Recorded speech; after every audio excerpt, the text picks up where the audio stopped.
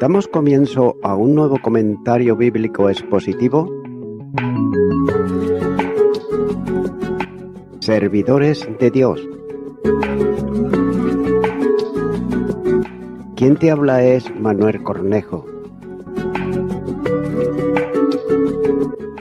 En esta ocasión estaré compartiendo sobre el libro de Génesis, en Génesis capítulo 18 y versículo 9, donde dice: Y le dijeron, ¿dónde está Sara tu mujer? Y él respondió, aquí en la tienda.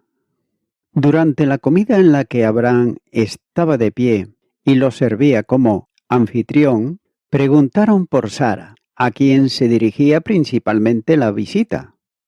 Al ser dicho que ella estaba en la tienda donde podía oír, y por tanto, todo lo que estaba pasando debajo del árbol, delante de la tienda, aquel a quien Abraham se dirigió como Adonai el Señor, y que es llamado Jehová, como nos dice en Génesis capítulo 18 y versículo 13. Dijo, volveré a ti en este tiempo cuando vuelva a vivir. Es decir, en este tiempo quiere decir el próximo año, y aquí Sara tu mujer tendrá entonces un hijo. Sara, que escuchó esto, ya que estaba a la puerta de la tienda y estaba detrás de él, Jehová para que él no pudiera verla mientras estaba parada en la puerta. Pero como le parecía imposible el cumplimiento de esta promesa, por la extrema edad de Abraham y por el hecho de que su propio vientre había perdido la facultad de concebir, se rió dentro de sí misma, pensando que no era observada. Pero sin embargo, para que ella supiera que la promesa fue hecha por Dios omnisciente y omnipotente, él le respondió por reírse diciendo, ¿hay algo demasiado maravilloso, es decir, imposible para Jehová?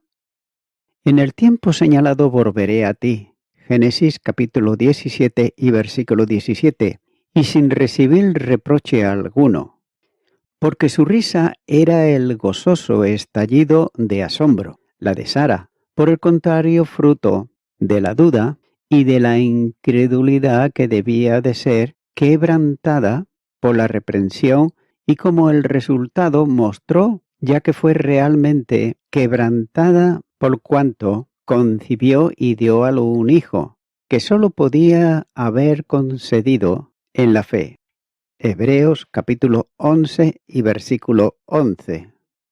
Continuará con el versículo 10, donde dice, entonces dijo, de cierto volveré a ti, y según el tiempo de la vida, he aquí que Sara tu mujer tendrá un hijo. Y Sara escuchaba a la puerta de la tienda que estaba detrás de él. Dice este versículo, de cierto volveré a ti.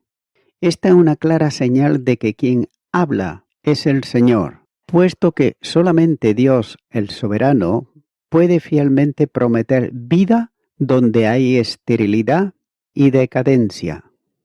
Note que solamente Dios puede producir vida donde no la hay. Así pues, la promesa del Señor es, he aquí que Sara tu mujer tendrá un hijo. Esa era una reiteración de la promesa hecha anteriormente, y la bendeciré a Sara. Y también te daré de ella un hijo, la bendeciré, y vendrá a ser madre de naciones. Reyes de pueblos vendrán de ella. Génesis capítulo 17 y versículo 16. Continuará con el versículo 11, donde dice, Abraham y Sara eran viejos, de edad avanzada, y a Sara le había cesado ya la costumbre de las mujeres. Nuevamente aquí el texto señala que el nacimiento de un hijo, producto de la relación entre Abraham y Sara, solo podría realizarse mediante un milagro de parte de Dios. Es decir, que humanamente hablando, era ya imposible que Abraham pudiese engendrar y Sara también pudiese concebir. Si Abraham y Sara hubieran dicho a sus contemporáneos que ellos iban a ser padres, seguramente se hubieran burlado de ellos. Así será tu descendencia, y no se debilitó en la fe al considerar su cuerpo, que estaba ya como muerto, siendo de casi 100 años, o la esterilidad de la matriz de Sara. Tampoco dudó por incredulidad de la promesa de Dios, sino que se fortaleció en la fe, dando gloria a Dios. Sin duda, Abraham puso toda su fe y también confianza en el Dios soberano, que cumple fielmente todas sus promesas. Tanto Abraham como Sara habían pasado la edad de procreación, pero Dios realizaría sus órganos productivos para que tuviesen el hijo que le había prometido. Continúo ahora con el versículo 12, donde dice: Se rió pues Sara entre sí, diciendo: Después de que he envejecido, ¿tendré deleite, siendo también mi señor ya viejo? Es difícil pensar que Abraham no le hubiese dicho a Sara que iba a tener un hijo, de modo que solo podemos suponer que no fue capaz de convencerla de que la promesa hecha por Dios tendría un seguro cumplimiento. La amonestación que Sara recibió del Señor señala que ella no solo estaba consternada por lo increíble de la promesa, sino que además persistía en su incredulidad. El comentario puramente personal de Sara: después que he envejecido, ¿tendré deleite, siendo también mi Señor ya viejo? Aquí está llevando al lector a pensar que el interés de Sara en el pacto y en las promesas era más bien trivial y superficial. Pero también hay que comprender que aquella era una promesa extravagante y difícil también de entender, ya que humanamente hablando, aquella promesa era imposible de cumplir y solo Dios lo hacía posible. Quizás Abraham y Sara se rieron de incredulidad, como señala Génesis capítulo 17, versículo 17 y capítulo 18, versículo 12. Pero más tarde se reirían de alegría al ver que Dios fielmente cumple lo que promete.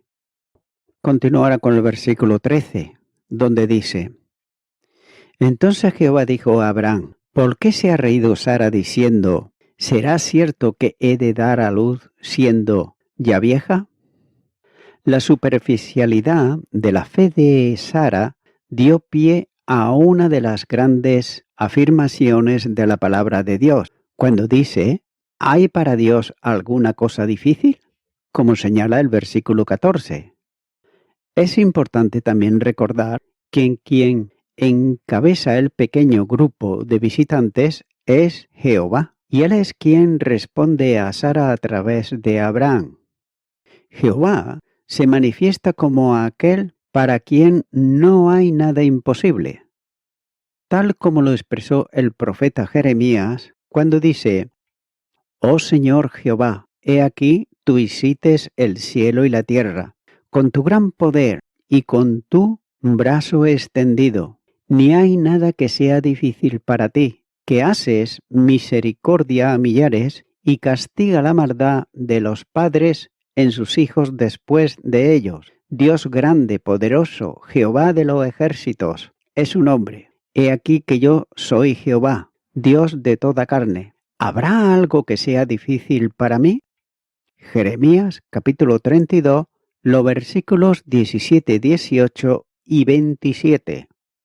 La pregunta del Señor a Abraham: ¿por qué se ha reído Sara diciendo: ¿será cierto que he de dar a luz siendo ya vieja? Esto debió de haber contribuido a desafiar a Sara para creer la promesa, porque un mero hombre no puede haberla visto reír ni tampoco pudo haberla oído, ya que el texto dice que se rió pues Sara entre sí. Y solamente Dios pudo tener pleno conocimiento del obrar de Sara. Continúo ahora con el versículo 14, donde dice: ¿hay para Dios alguna cosa difícil? Al tiempo señalado volveré a ti, y según el tiempo de la vida, Sara tendrá un hijo. El vocablo traducido difícil procede de una raíz hebrea que significa asombroso o admirable. De hecho, esa raíz se usa en uno de los nombres del Señor en Isaías capítulo 9 y versículo 6, donde dice, y se llamará su nombre admirable. El Talmud traduce el hebreo como escondido, es decir, es algo demasiado maravilloso o demasiado lejano o demasiado recóndito para mí. La respuesta bíblica a esa pregunta es un rotundo no, ya que no hay nada que sea demasiado admirable para aquel cuyo nombre es admirable. Por otro lado, Gordon comenta sobre esto y dice lo siguiente: demasiado difícil se usa en otro lugar de un caso judicial demasiado difícil para una corte menor, como señala Deuteronomios capítulo 17 y versículo 8, donde dice, cuando alguna cosa te fuere difícil en el juicio entre una clase de homicidio y otra, entre una clase de heredero legal y otra, y entre una clase de herida y otra, en negocios de litigio en tus ciudades, entonces te levantarás y recurrirás al lugar que Jehová tu Dios escogiere. Y también de la imposibilidad de Amón de casarse con Tamar, como señala el segundo libro de Samuel, capítulo 13 y versículo 3, y también de la inconcebible paz de Jerusalén. Y estaba Amón angustiado hasta enfermarse por Tamar, su hermana, pues por ser ella virgen, le parecía a Amón que sería difícil hacerle cosa alguna. Pero también en Jeremías capítulo 32, versículo 17 nos dice, oh Señor Jehová, he aquí que tú hicites el cielo y la tierra con tu gran poder y con tu brazo extendido, ni hay nada que sea difícil para ti. Ofrecen los paralelos más cercanos aquí de Génesis 18, versículo 14, ya que en ambos el poder infinito de Dios es explícitamente afirmado. Fin del comentario de Gordon. Por tanto, se puede observar que Sara probablemente, llena de temor, procuró defenderse y negó que se había reído. Por supuesto, su defensa fue inútil y el Señor la reprendió. Continúa ahora con el versículo 15, donde dice, entonces Sara negó diciendo, no me reí, porque tuvo miedo. Y él dijo, no es así, sino que te has reído. La fe de Sara está mostrando una vez más su debilidad al intentar negar el hecho obvio de que se había reído. Y el Señor la reprende, pero lo hace con amor y gracia, pero también la confronta cuando le dice no es así, sino que te has reído. El omnipotente Dios que la vio reírse es el mismo que abrirá también su matriz para que pueda concebir el hijo de la promesa. Continúo ahora con los versículos 16 al 18, donde dice, y los varones se levantaron de allí y miraron hacia Sodoma, y Abraham iba con ellos acompañándolos. Y Jehová dijo, ¿encubriré yo a Abraham lo que voy a hacer? Habiendo de ser Abraham una nación grande y fuerte, y habiendo de ser benditas en él todas las naciones de la tierra. Estos versículos dan comienzo a la segunda parte del capítulo 18. Y note que el tema de esta segunda parte es la intercesión de Abraham por las ciudades de Sodoma, Gomorra, Admá y Seboín. Esas ciudades estaban en el sur, la región cercana a lo que hoy es el Mar Muerto. Y fue allí donde la iniquidad de los amorreos aún no había llegado a su colmo. Génesis capítulo 15 y versículo 16. Pero sin embargo, el pecado de Sodoma y Gomorra y las otras ciudades de la llanura era grave en extremo, especialmente censurable, ya que tenían el privilegio de experimentar la manifestación del poder de Jehová en la gran liberación que había conseguido cuando Abraham derrotó a los reyes de Mesopotamia. Los habitantes de Sodoma y Gomorra, por lo tanto, tenían poca excusa para no seguir y adorar al verdadero Dios. Poco después del encuentro con Sara, los varones que había visitado a Abraham se levantaron y se encaminaron hacia Sodoma. Note que Abraham caminó con ellos para despedirlos, como muestra el versículo 16. Pero mientras caminaban, Jehová dijo: ¿encubriré yo a Abraham lo que voy a hacer? Versículo 17. Es importante observar aquí que es Jehová quien toma la iniciativa y aborda el tema, ya que el Señor espera hasta que Abraham intercede, como muestra el versículo 22, y hasta que Jehová escoge el momento para llevar el tema a su conclusión final, como mostrará más adelante el versículo 33. El espíritu de justicia al que Abraham apela y a la preocupación del patriarca por Sodoma, donde Lot, note esto, habitaba con su familia, también provenían de Dios. Pero no obstante, el patriarca hizo suya esa preocupación. Y Jehová Dios explica por qué no encubre a Abraham lo que va a hacer en las ciudades de la llanura. Y note esto, que primeramente Abraham será una nación grande y fuerte. Génesis capítulo 2 y los versículos 2 y 3. En segundo lugar, Abraham sería de bendición a todas las naciones de la tierra. Génesis capítulo 12 versículo 3. Y en tercer lugar, Abraham aprendería la práctica de la justicia que luego enseñaría a sus hijos. Génesis capítulo 18 versículo 19. El hecho de que el Señor hace que el patriarca forme parte de su plan y de sus intenciones demuestra aquí con toda claridad por qué Abraham fue llamado el amigo de Dios, ya que el Señor demostró tener una relación íntima con Abraham, tal como Jesús también con los suyos, es decir, con sus discípulos, cuando le dijo: ya no os llamaré siervos, porque el siervo no sabe lo que hace su Señor, pero os he llamado amigos, porque todas las cosas que oí de mi Padre os la he dado a conocer. Juan capítulo 15, versículo 15. Verdaderamente el secreto del Señor es con aquellos que le temen, es decir, con sus amigos. La amistad íntima, note que va acompañada del conocimiento de secretos. Abraham tenía el privilegio de guardar esa relación íntima con Jehová Dios y el Señor. Note que hacía partícipe al patriarca de sus secretos. Ahora bien, ¿por qué quiso Dios dar a conocer sus intenciones a Abraham aparte de su amistad? También sería quizás una preocupación de que Abraham y sus hijos pudiesen, debido a la severa destrucción de la ciudad, tener la tentación de dudar de la justicia de Dios y de su justo juicio sobre las ciudades inicuas.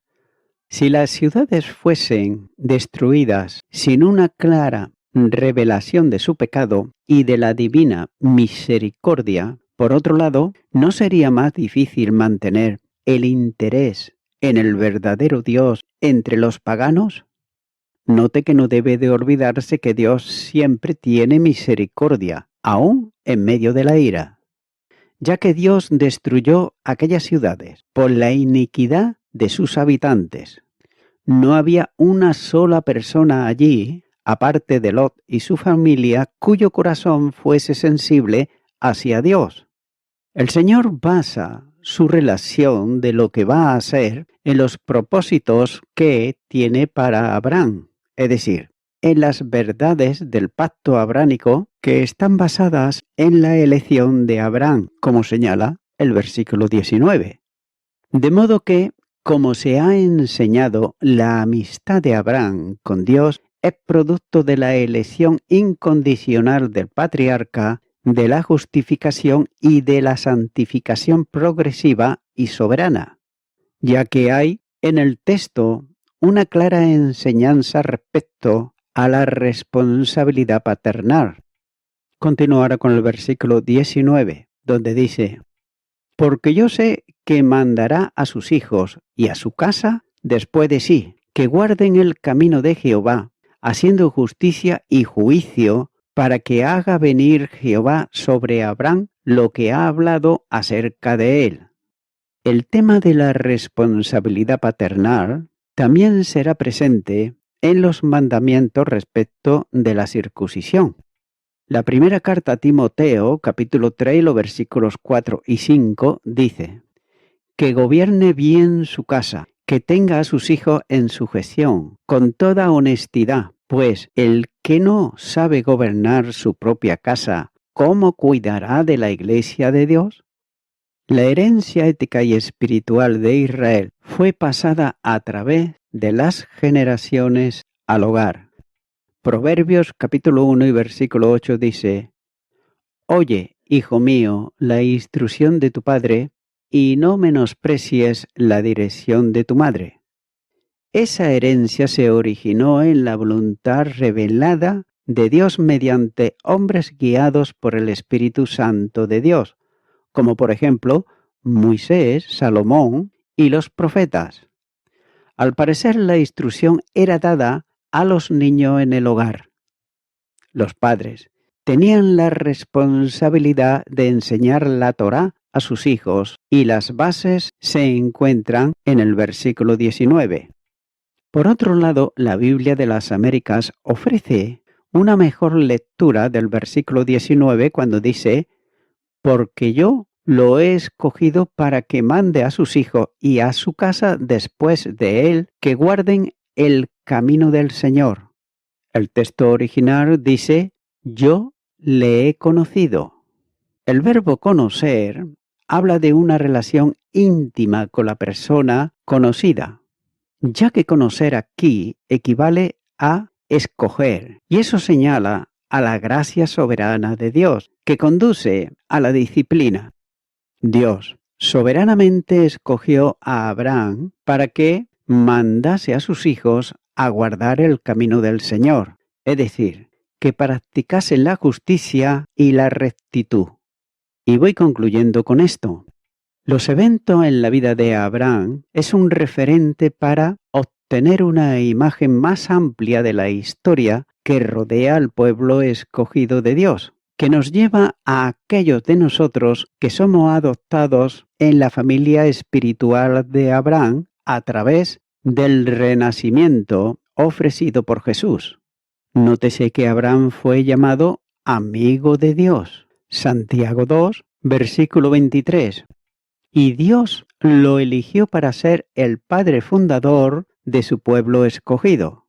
Esto, naturalmente, plantea la pregunta: ¿por qué Abraham? ¿Qué tenía de especial que lo diferenciaba del mundo que lo rodeaba? ¿Qué hizo que mereciera el honor? La respuesta principal, por supuesto, es nada, ya que Abraham no merecía el honor de Dios más que nosotros. Por tanto, Dios lo escogió por su gracia y no por el propio mérito de Abraham. Sin embargo, Dios convirtió a Abraham en una persona de mérito, un hombre cuya vida es un ejemplo para nosotros en el día de hoy. Por eso, vale la pena preguntarse: ¿qué significa ser amigo de Dios? Amigo y amiga oyente, Dios sigue llamando por su gracia en el día de hoy a toda persona a la salvación, que es en Cristo Jesús. No porque las personas merezcamos algo o que seamos buenos, sino que es por pura gracia.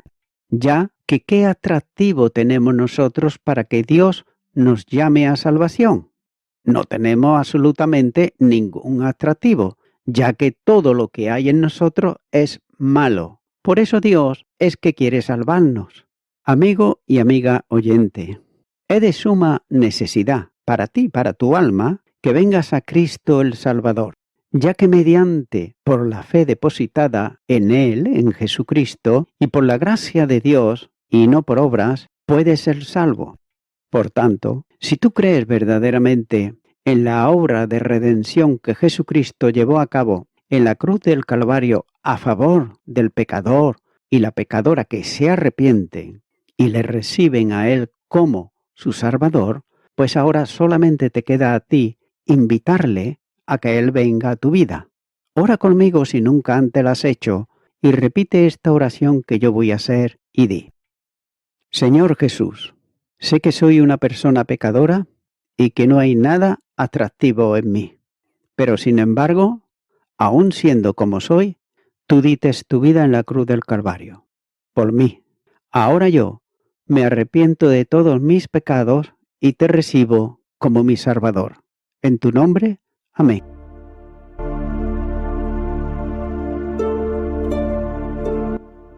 Amigo y amiga oyente, si tú has hecho esta oración de corazón, te recomiendo que comiences a orar a Dios, en primer lugar, en el nombre del Señor Jesucristo.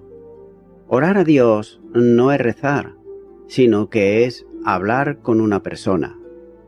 También te recomiendo que leas la palabra de Dios y lo hagas a diario.